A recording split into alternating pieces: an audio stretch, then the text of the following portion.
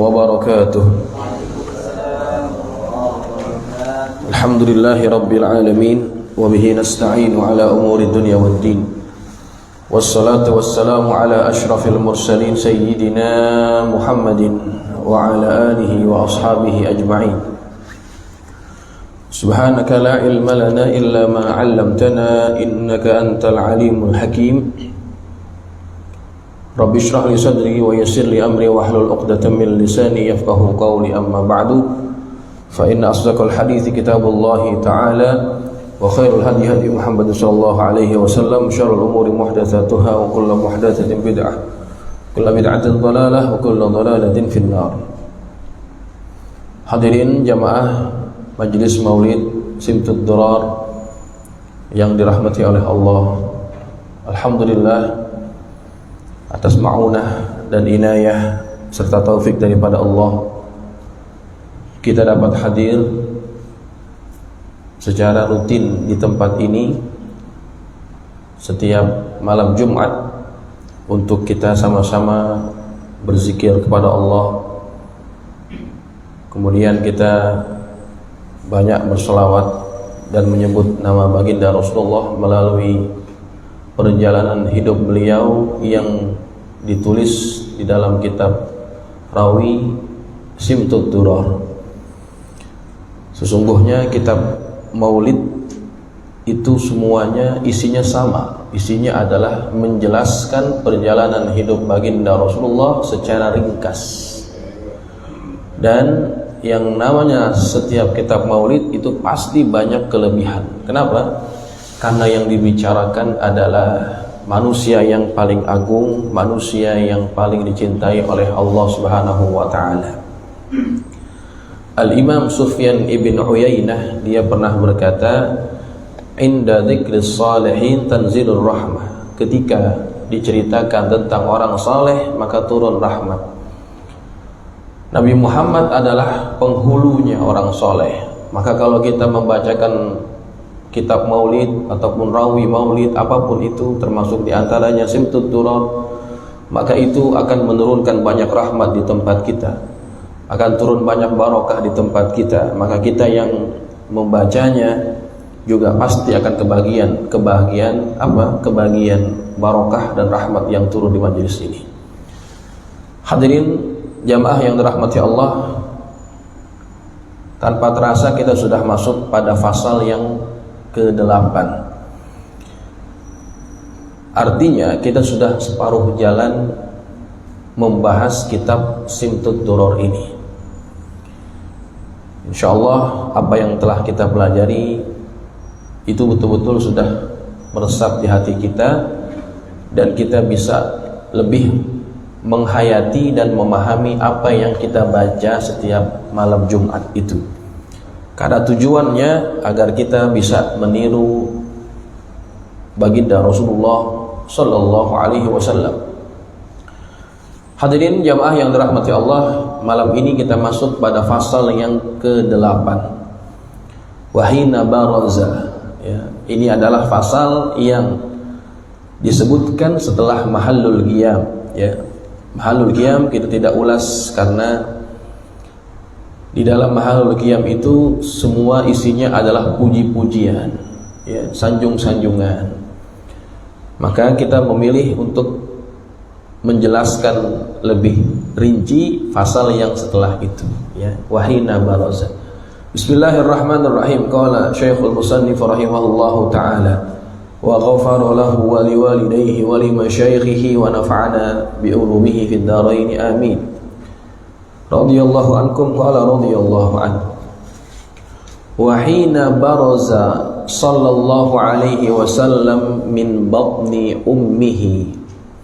Dan ketika baginda Rasulullah sallallahu alaihi wasallam lahir atau keluar dari perut ibunya, baraza rafi'an tarfahu ila sama, maka beliau keluar atau beliau muncul lahir rafi'an tarfahu, pandangannya mengarah ke atas, ke langit, ilas sama, ke arah langit, mu'mian Mu'miyan artinya memberi isyarat. Bidzalika raf'i, dengan pandangan yang ke atas itu, ila anna lahu syarafan ala majduhu wasama, memberi isyarat bahwasannya beliau, yakni baginda Rasulullah sallallahu alaihi wasallam, memiliki syarafan, memiliki kemuliaan, ala majduhu, yang luhur kemuliaannya, wasama, dan juga tinggi, ya. Pandangannya waktu lahir langsung ke arah ke atas langit, itu menunjukkan beliau memiliki keutamaan, kemuliaan, keagungan yang tinggi. Kalau tidak salah, Rabi'ah, Utbah dan Rabi'ah milik mereka. Kemudian pada malam harinya Nabi Muhammad dalam keadaan beribadah dan juga sedang baca Quran, tiba-tiba ada yang mendengar. Yang mendengar itu bukan dari bangsa manusia, daripada bangsa jin. Dan Allah wahyukan itu kepada Nabi. Dalam surah Jin Allah sabdakan, Allah firmankan, qul uhiya ilayya annahu, seperti itu. Tetapi Allah menghibur hati Nabi dengan berimannya sekumpulan yang telah diteliti oleh banyak ulama. Di antara mereka ada yang menelitinya, yaitu Syekh Sofiyur Rahman Al-Mubarakfuri. Beliau menulis satu kitab sirah yang judulnya Ar-Rahiqul Makhtum. Ini kitab dapat hadiah, pernah mendapatkan hadiah dari kerajaan Saudi karena isinya cukup luar biasa. Di situ beliau menuliskan bahwa yang masyhur memang tanggal 12 Rabiul Awal, tetapi setelah diteliti, sekarang kan canggih ya, kita bisa menarik ke belakang. Nabi lahir tahun sekian-sekian, Masehi juga kita bisa lacak.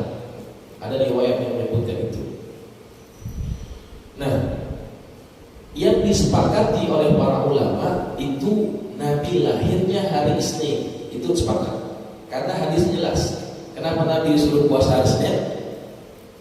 Kata Nabi, itulah hari di mana aku dilahirkan. Setelah dicek, hari Senin yang ada pada tahun di mana Nabi lahir itu bukan tanggal 12, tapi tanggal 9 Rabiul Awal. Ya, ini berdasarkan penelitian. Kalau Nabi wafatnya memang sepakat 12 Rabiul Awal, itu Nabi sepakat. Nabi disepakati wafatnya 12 Rabiul Awal, ada yang berbeda. Tapi kalau hari lahirnya itu ada perbedaan. Tapi ala kulli hal ini bukan sesuatu yang penting untuk diperdebatkan. Ini hanya sekedar perbedaan. Yang penting apanya? Yang penting Nabi lahir pada bulan Rabiul Awal. Sekarang kita ingin ulas, kenapa Nabi dipilih lahirnya pada bulan Rabiul Awal, bukan pada bulan yang lainnya?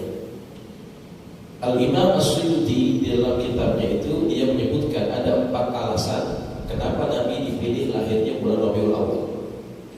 Pertama, bahwa bulan Rabiul Awal itu adalah bulan yang menurut riwayat pada bulan itu dinamakan Rabi karena mulai berseminya pohon-pohon. Rabi itu kan artinya bersemi, berkembang. Ya, setelah sebelumnya musim panas, ya.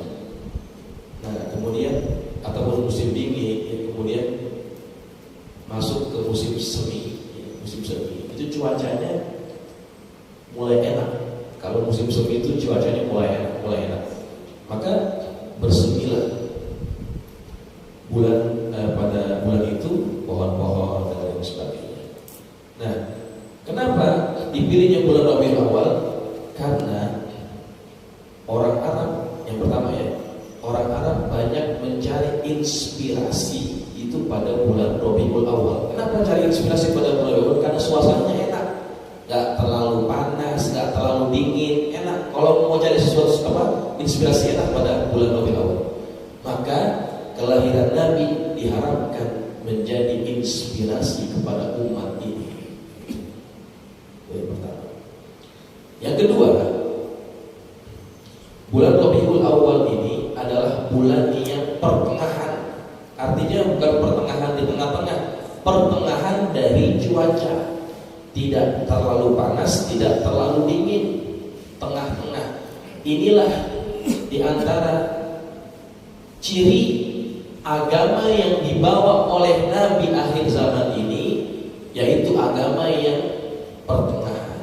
Tidak terlalu ekstrim dalam ibadah, tapi tidak terlalu ekstrim dalam mencari dunia. Pertengahan, begitu. Nah, inilah di antara alasan. Itu yang kedua. Yang ketiga, kenapa dipilih bulan Rabiul Awal? Yang ketiga adalah alasannya bahwa bulan Rabiul Awal itu bukan bulan yang dimuliakan oleh orang Arab. Kenapa? Allah menginginkan kemuliaan Nabi tidak menumpang pada bulan yang dimuliakan oleh orang Arab. Kalau dikatakan Nabi lahir bulan Rajab ataupun bulan Muharram, maka Nabi nggak ada kemuliaan. Artinya kelahirannya nggak ada yang istimewa. Kenapa? Menumpang dengan kemuliaan bulan Muharram ataupun kemuliaan bulan Rajab. Ya, tapi Nabi hari lahirnya, bulan kelahirannya jadi mulia karena dirinya, bukan karena bulannya. Begitu. Akhirnya Rabiul Awal yang tadinya nggak menjadi bulan istimewa, karena lahirnya Nabi kemuliaan jadi dimuliakan. Ada perayaan besar di situ yang nggak pernah dirayakan pada bulan-bulan yang lainnya. Karena apa? Karena pada bulan itu ada kelahiran Nabi Muhammad. Bahkan bukan hanya Rabiul Awal saja, sampai Rabiul Tsani, ya, sampai Jumadil Awal, masih orang menyambut kelahiran baginda Rasulullah. Kecipratan semua karena kemuliaan bulan lahirnya baginda Rasulullah Sallallahu Alaihi Wasallam. Ya, itu diantaranya kenapa Nabi lahir pada bulan Rabiul Awal. Kemudian minal ayyami yaumal itsnain, dan di antara hari-hari di mana Nabi lahir adalah Nabi lahir pada hari Isnin. Ini pun sama. Kenapa harinya hari Isnin bukan hari Jumat? Karena Nabi mulia bukan karena hari lahirnya Nabi mulia, bukan karena hari itu mulia. Di dalam agama Samawi ada 3 hari yang istimewa. Ya, orang Yahudi mengistimewakan hari Sabtu, orang Nasrani memuliakan hari Ahad, orang Islam memuliakan hari Jumat. Itu sudah mulia. Isnin gak ada apa-apa. Maka Nabi dipilih hari lahirnya pada hari Isnin agar apa? Kemuliaan kelahiran Nabi tidak menumpang dengan kemuliaan hari itu. Kemudian hari Isnin dalam riwayat disebutkan hari di mana Allah menciptakan pokok ataupun pohon. Pohon-pohon makanan pokok itu Allah menciptakan pada hari Isnin. Ini sebagai isyarat bahwa agama yang dibawa oleh Nabi Muhammad ini akan menjadi seolah-olah makanan bagi ruhani umat manusia yang akan mengenyangkan mereka, membuat mereka sehat, bisa beraktivitas dengan sebab apa? Dengan sebab makanan yang mereka makan. Itulah simbolis di mana kehadiran Nabi di alam dunia ini itu sebagai sesuatu nutrisi makanan bagi umat manusia agar mereka kenal kepada Tuhan. Ya, baik jamaah yang dirahmati Allah, itu di antara penjelasan daripada hari dan bulan baginda Rasulullah dilahirkan. Wa qad warada annahu sallallahu alaihi wasallam wulida makhtunan makhulan maqtu'as surah. Dan telah datang riwayat bahwasannya Nabi Muhammad sallallahu alaihi wasallam itu dilahirkan makhtunan, artinya sudah dikhitan. Makhulan sudah memakai celak atau sifat mata. Maqtu'as surrah, dan tali pusatnya juga sudah terpotong atau sudah terputus, ya. Tawalat dzalika li syarafihi indallahi ainil qudrah. Dan yang membuat itu semua terjadi adalah karena tangan kekuasaan, ainil qudrah, tangan kekuasaan yang menangani hal itu semuanya. Karena apa? Karena kemuliaannya. Nabi lahir sudah dalam keadaan dikhitan, sudah pakai celak mata, sudah terpotong tali pusatnya. Itu semua li syarafihi indallah, karena kemuliaannya di sisi Allah Subhanahu wa taala, ya. Nah, jadi saya perlu jelaskan lagi bahwa riwayat ini riwayat yang masih diperselisihkan. Al-Imam Ibnul Qayyim Al-Jauziyah di dalam kitabnya yaitu Tuhfatul Maulud, beliau menyebutkan ada 3 pendapat berkaitan dengan keadaan di mana Nabi lahir. Pendapat pertama mengatakan Nabi lahir itu belum dikhitan. Pendapat pertama mengatakan bahwa Nabi lahir sudah dikhitan. Pertama. Yang kedua, bahwa Nabi dikhitan pada waktu Nabi dibelah dadanya oleh Jibril. Sekalian dibelah dadanya, sekalian dikhitan. Itu yang kedua. Pendapat yang ketiga yang mengatakan bahwa Nabi Muhammad dikhitan oleh datuknya pada hari ke-7 seperti kebiasaan orang-orang Arab. Ini 3 pendapat. Ya. Pendapat pertama itu ada riwayatnya, ada hadisnya. Riwayatnya itu berasal dari Al-Imam At-Tabrani. Nabi bersabda, "Min karamati 'ala Rabbi", di antara kemuliaanku atas Tuhanku, anni wulidtu makhtunan, bahwasanya aku dilahirkan dalam keadaan sudah dikhitan. Walam yara ahadun sawati, dan gak ada seorang pun yang pernah melihat auratku. Maksudnya kemaluan depan belakangnya, gak ada seorang pun yang pernah melihat auratnya Rasulullah sejak Nabi dilahirkan. Ini riwayat Imam At-Tabrani. Tetapi riwayatnya bukan riwayat yang sahih, riwayat yang dhaif, ya. Perawinya ada yang diperbicarakan, ada yang diperbincangkan di situ. Nah, ada dasarnya, ada dalilnya, tapi dalilnya tidak terlalu kuat. Nah, kemudian seandainya Nabi lahir dalam keadaan sudah dikhitan, sesungguhnya itu bukan sesuatu yang menakjubkan bagi orang Arab, gitu ya. Bukan sesuatu yang menakjubkan. Kata siapa? Kata Al-Imam Ibnul Qayyim. Kata beliau, kalau Nabi lahir sudah dikhitan, itu bukan sesuatu yang menakjubkan, biasa saja, gitu ya. Karena selain Nabi itu ada juga 15 orang Nabi yang lahirnya sudah dalam keadaan dikhitan. Yang menyebutkan itu adalah Imam Al-Bujaironi. Dalam kitabnya disebutkan ada 15 Nabi yang ketika lahir sudah dikhitan, ya. Artinya kalau Nabi dilahirkan dalam keadaan sudah dikhitan, itu bukan sesuatu yang istimewa, biasa, ya. Kalau menurut sebahagian ulama yang paling mendekati kebenaran, Nabi dikhitan itu pada hari ke-7, ya. Seperti kebiasaan orang-orang Arab, begitu, ya. Siapa yang khitan? Kakeknya, datuknya, begitu, ya. Nah, ala kulli hal ini semuanya perbedaan pendapat. Kalau kita ingin memegang pendapat yang disebutkan dalam kitab Maulid ini bahwa Nabi lahir sudah dikhitan, silakan, ada hadisnya. Walaupun hadisnya dhaif, tapi ada hadisnya, ya. Sudah pakai celak, sudah terpotong urat, apa namanya itu? Pusatnya. Nah, itu mungkin bisa terjadi juga, ya.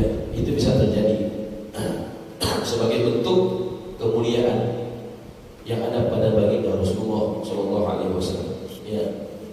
Jadi itu semuanya ada riwayatnya dan merupakan sesuatu yang diperdebatkan oleh para ulama. Alhamdulillah Tidak ada masalah kalau kita mau mengambil pendapat yang mana satu.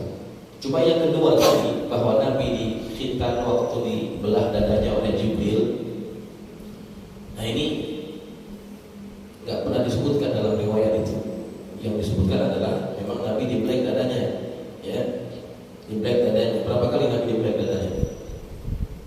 Kalau Sayyid Muhammad bin Ali al-Balki menyebutkan Nabi dibelek dadanya 4 kali. 4 kali dibelek. Ya. Baik. Kemudian wa ma'a buruzihi ila hadzal 'alam zahara minal najah, dan bersama kemunculan beliau ke alam ini muncul juga keajaiban, keanehan. Kita sudah pernah bahas ini, ya. Di antaranya binatang-binatang itu bisa berbicara. Nggak ada orang yang, maksudnya orang yang lahir pada tahun itu semuanya anak laki, ya. Itu di antara keajaiban. Kemudian api yang tidak pernah padam kemudian padam pada hari lahirnya Nabi. Singgasana kerajaan-kerajaan Kisra itu semua tumbang. Itu merupakan keajaiban, ya.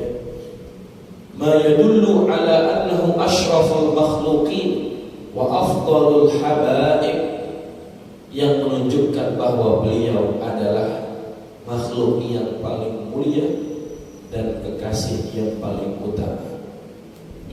Faqad warada an Abdurrahman bin Auf an ummihi Syafa'i radhiyallahu anha, dan telah datang riwayat dari Abdurrahman bin Auf dari ibunya, yakni Asy-Syafa'.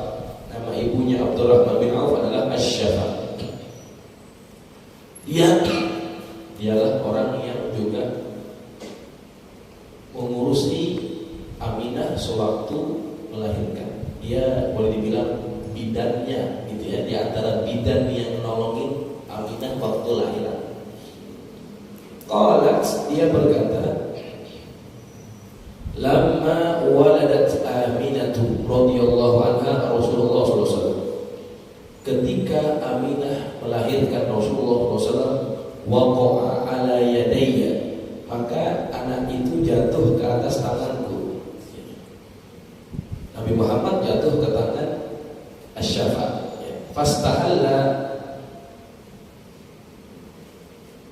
kemudian ada orang yang fastahalla jatuh, kemudian ditangkap sama itu, sampai sini Asy-Syafa'. Fasami'tu qailan yaqulu, aku mendengar seseorang berkata, rahimakallah atau rahimaka rabbuk. Suara itu berkata, rahimakallah, semoga Allah merahmatimu, atau rahimaka rabbuk. Atau dia dengar suaranya bunyinya rahimaka rabbuk, Tuhanmu, semoga Tuhanmu merahmatimu. Antara Allah atau rabbuk gitu. Rahimakallah atau rahimaka rabbuk, itu yang dia dengar.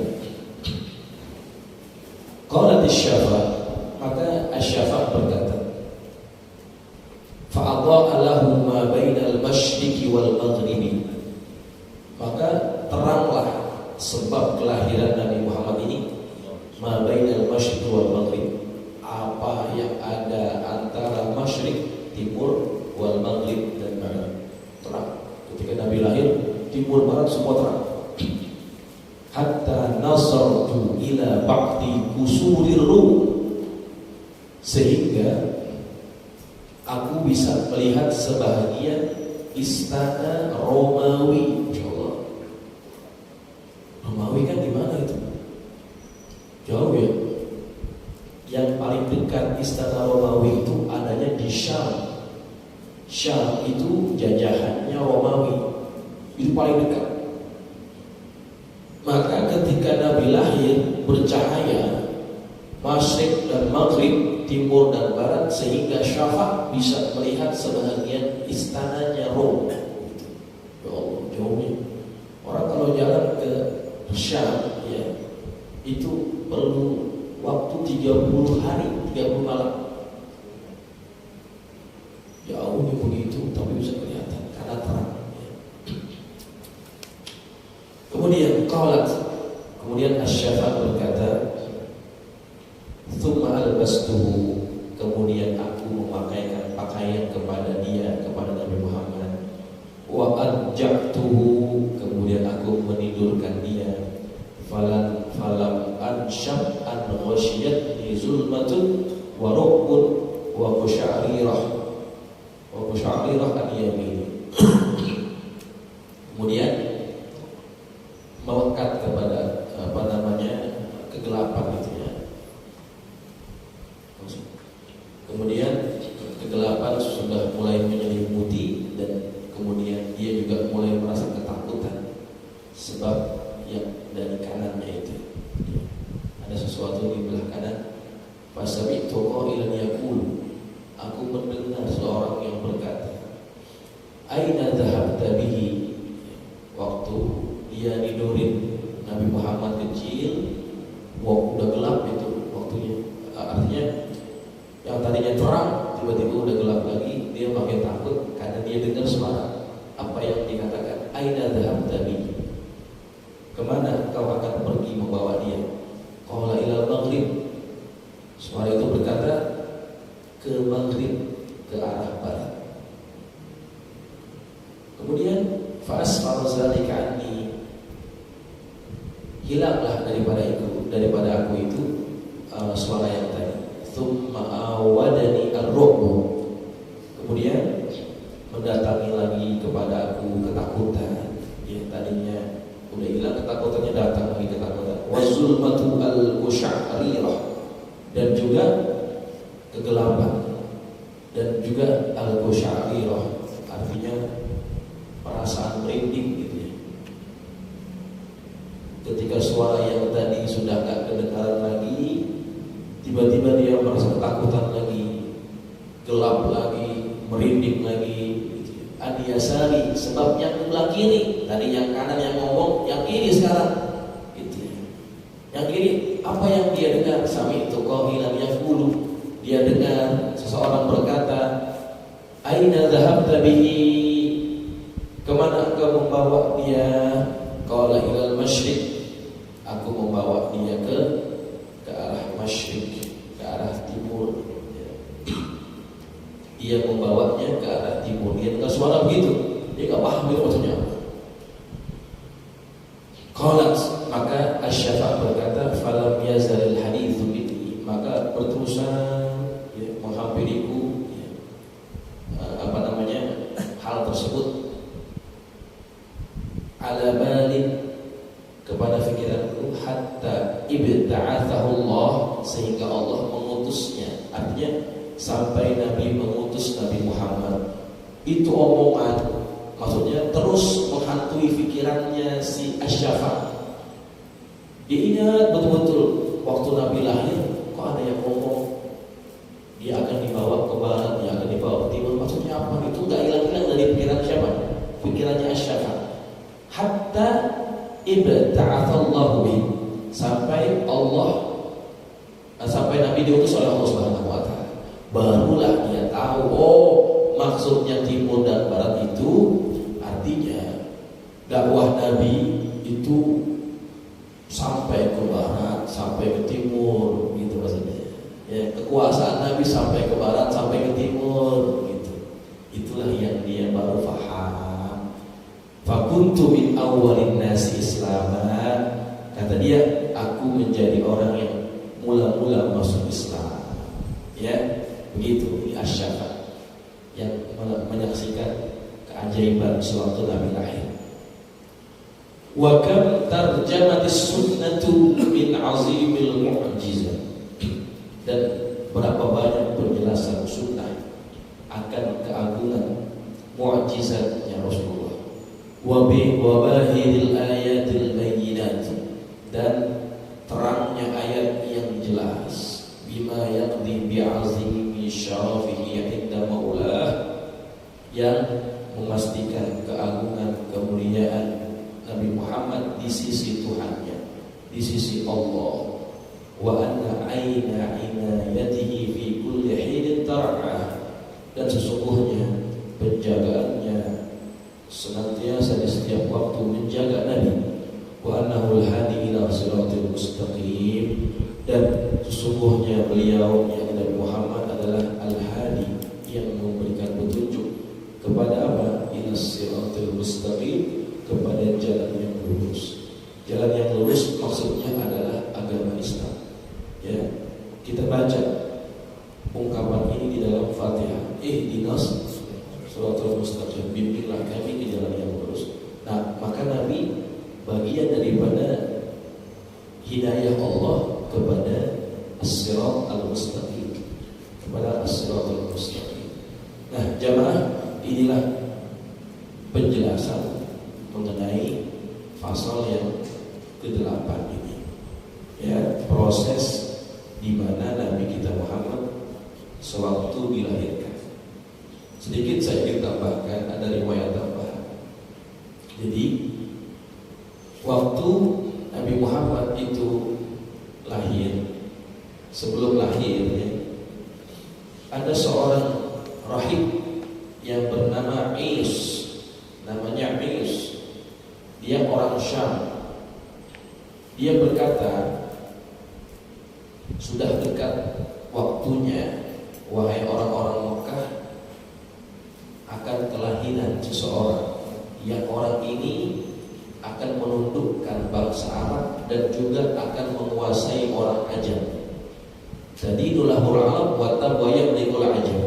Hadza zaman, sekarang waktunya, sekarang zamannya. Kata Is ini, kata seorang rahib dari Syam. Nah, falamma kana sabihatul yawm alladhi wulida fihi Rasulullah SAW, maka ketika pagi hari, subuh hari, hari di mana beliau dilahirkan, baginda Rasulullah SAW dilahirkan, kharaja Abdul Muttalib. Abdul Muttalib keluar hatta ata Isa, sampailah dia berjumpa dengan Is, seorang rahib Yahudi. Fanadahu fa'ashrafa alaihi, kemudian dipanggil Is ini dan memuliakannya. Faqala Is berkata, kun abahu, jadilah kamu bapaknya. Faqad wulida dzalikal maulud alladzi kuntu ahdithukum anhu yaumal itsnain. Aku sudah kata dia, telah dilahirkan anak ini pada apa yang telah aku katakan kepada kamu sebelum ini, bahwa dia akan lahir pada hari Senin. Wa yub'atsu yaumal itsnain, dia juga akan dibangkitkan jadi rasul pada hari Senin. Wa yamutu yaumal itsnain, dia juga akan wafat pada hari Senin. Qala wulida liyal laila ma'as subhi maulud. Kemudian kata siapa? Abdul Muttalib, anak itu sudah lahir malam tadi, subuh tadi. Qala fama samaitahu, kata Is, kamu namain siapa? Qala Muhammadan, aku namakan dia Muhammad. Kemudian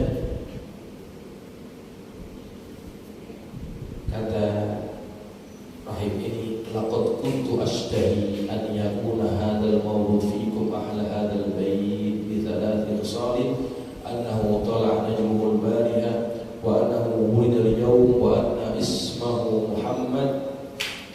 Jadi dia menunjukkan kegembiraannya terhadap kelahiran Nabi akhir zaman ini sambil mengatakan ada keuntungan yang diberikan Allah kepada ahli rumah ini dengan 3 perkara. Bahwasannya telah terbit bintang pada awal pagi, bahwa dia dilahirkan pada hari ini dan namanya adalah Muhammad. Wa wafaqa dzalika min asy-syuhur syamsiyyatin Nisan. Dan kata pengarang kitab ini, kelahiran Nabi Muhammad itu bertepatan kalender Suryani yang menggunakan hitungan syamsiyah dengan bulan namanya Nisana. Bulan Nisana menurut kalender Suryani. Wa kana li 20 marad minhu, atau kalau kita bilangnya bulannya itu bulan Suryani bilangnya bulan Nisana, tapi kalau Masihinya dibilangnya bulan April. Karena Ishrina Maulud Minhu, tanggalnya tanggal 20. Ya, kalau Syamsiahnya Nabi lahir 20 April. Tanggalnya berapa? Tahunnya berapa? 570 miladiyah. Ya, kalau miladiyahnya begitu. Ya. Baik.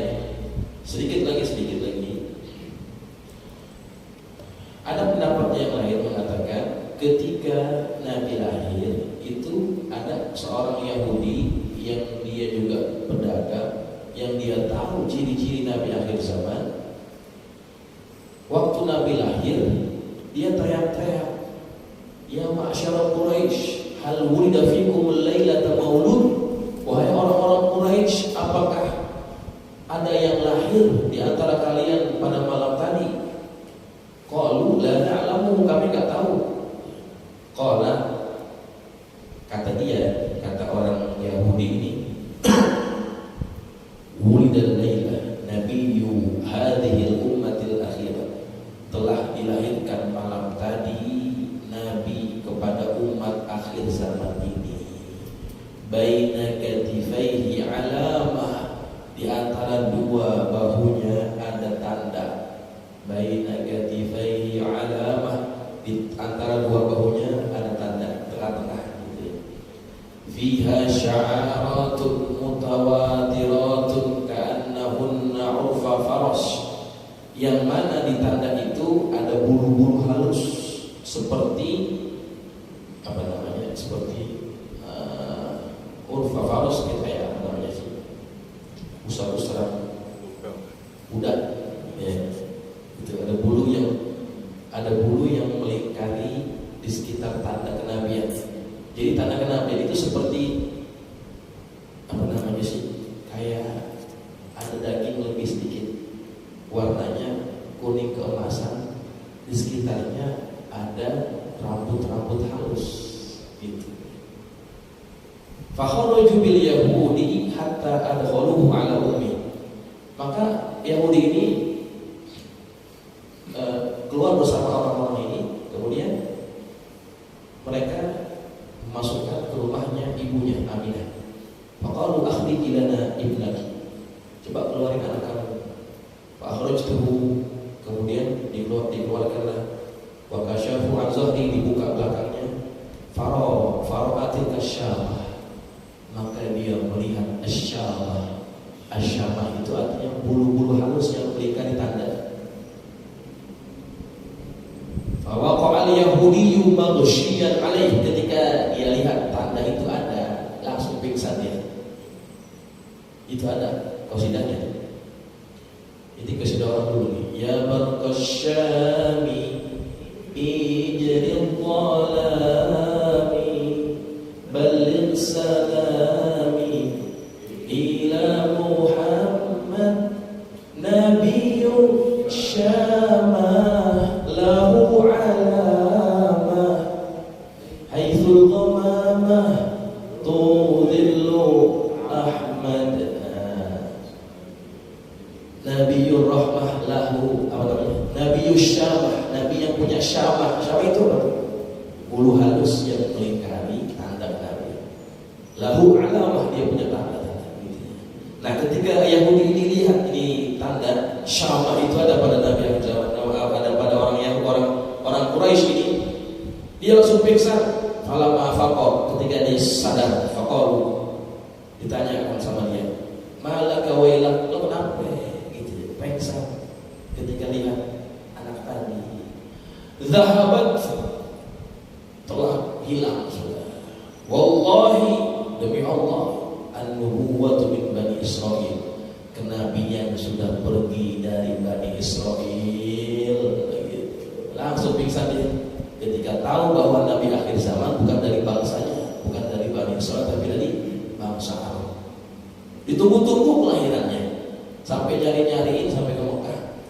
Ketika sudah ketahuan Nabi akhir zaman itu orang Arab, langsung pingsan dia. Jadi orang Yahudi sudah menantikan kedatangan Nabi akhir zaman.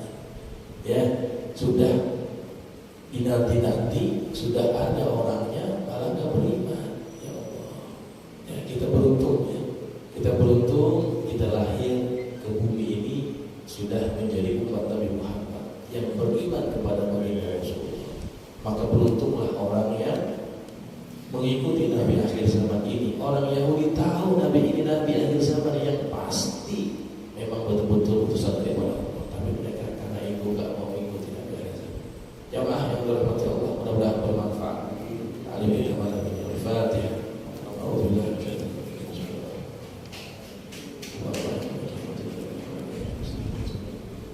Selamat